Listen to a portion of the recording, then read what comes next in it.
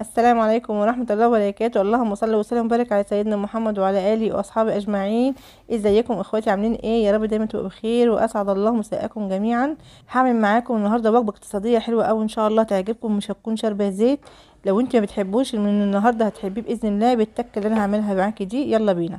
على درب التفاؤل عيش حياتك بالفضائل، وابتسم للغير تلقى بيننا أعلى المنازل. بسم الله نتوكل على الله، اللهم احسن ما بين ايدينا. زي ما انتم شايفين المقادير: معلقه صغيره من الفلفل، ومعلقه كبيره من الكزبره، ومعلقه صغيره من الكمون، معلقه صغيره من البابريكا، معلقه كركم، ومعانا 5 معالق من الدقيق البلدي او الدقيق العادي، ومعانا 3 معالق من النشا، ومعانا معلقه صغيره من البيكنج باودر، ومعلقه ملح. طبعا الكميات ديت زي ما انت عايزه وزودي زي ما انت عايزه. معانا طماطمايه كبيره او 2. معانا الغلاف اللي هو التكه اللي بقولكم عليه اللي مبيشربش زيت، الشعير المطحون، وكمان نخالة الدقيق البلدي اللي هو السن. حطينا ميه بتغلي على النار، فيها معلقه ملح كبيره ملح، ومعلقه صغيره من الكمون. وكنا غسلنا القرنبيط بميه اول مره، وتاني مره حطينا فيها خل علشان نضمن سلامه النظافه بتاعتها من الشوائب والاتربه ولو بكتيريا او سماد. وكمان هنغطيها وكل فتره هنقلب عشان ما يتهرش مننا. اهم حاجه دي يا جماعه هنغطيها. احنا هنا بعد ما سلقنا القرنبيط هنقطعه معاكم شرايح رفيعة علشان يبقى مقرمش معانا، ودي مهمة جدا. ولو الزهرات مقطعة صغيرة مفيش مشكلة، قطعيها صغيرة زي كده. تمام. لو هي سالكة معاكي، مش سالكة هنقطع الزيادة دي وهنقطعها برضو شرايح رفيعة. بجد يا جماعة حلوة اوي، بتفرق كتير احسن ما تكون تخينة كده وكتيرة وتحس ان هي معجنة من جوه. لكن التقطيعة دي بتبقى جميلة جدا في التحمير، بجد في الاكل بتبقى تحفة جدا، وبتتقرمش ومش معجنة وتبقى خفيفة جدا. بصوا سهلة جدا يا جماعة، والله حلوة اوي اوي اوي، وان شاء الله تعجبكم. اعملوها بالطريقة دي ومش هتندمي. كمان عايزه اقول حاجه للناس اللي هي رافضه القرنبيط وما بتاكلوهوش خالص تماما. لا، كليه من النهارده لان فوائده رهيبه، معادن وحديد وفيتامينات حلوه جدا ليكي، وربنا ادانا كل حاجه فيها فايده لينا. فما تقوليش لا على حاجه، دوقيها الاول وشوفيها وبعد كده قولي اه او لا. هنا الخليط ضربناه في الخلاط وحطينا عليه البضايه وخفقناها، لان انا نسيت اصلا احط البضايه عليها واقول لكم عليها كمان. فانا قلت اوريها لكم، فخفقتها معاه ورشيتها على القرنبيط زي ما انتم شايفين. هنسيبها حوالي ساعة او 2 تتبل، وبعد كده هنجيب الغلاف اللي هو الشعير مع نخالة الدقيق البلدي اللي هو السن، اللي هو شبه الردة بس مش ردة. تمام. لونه مبيض شوية كده وحبوباته حلوة يعني. بيعمل بجد طبقة جميلة جدا ومقرمشة ومتشربش زيت. والشعير فوائده حلوة جدا برضو. هنا زي ما انتم شايفين هطلع من الخليط ده وهحطه في الغلاف. زي ما انتم شايفين هنحاول على قدر الامكان نغلفها كويس جدا بالشعير والسن.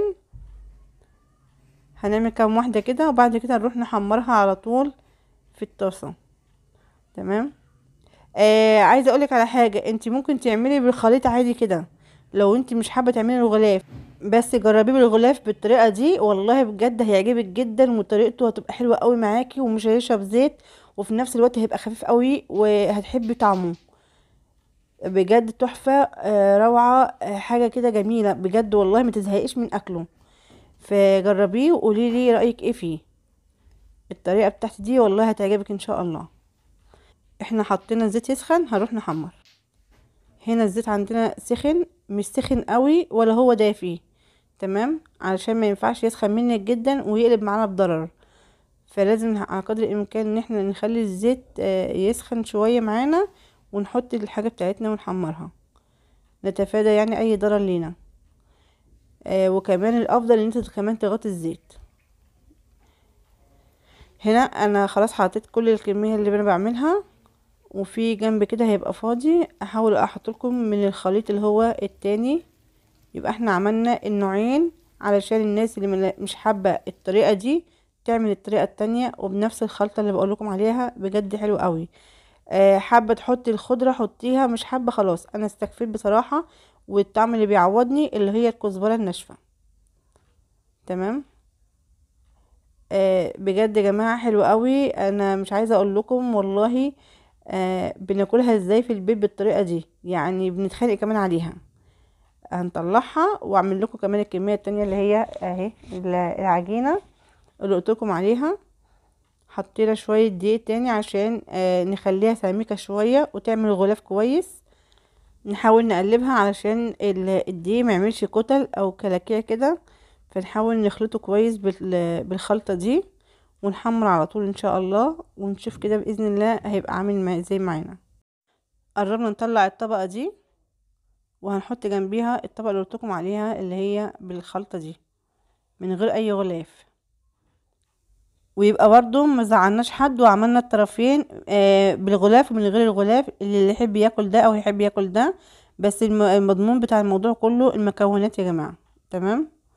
فهنسيبهم بقى يتحمروا ونطلعهم اهو يا جماعة. بصوا الشكل، اللهم بارك، حاجة كده تفتح نفسك مع طبق سلطة الوان كده حلوة قوي، او شوية لفت من اللي احنا مخللينهم.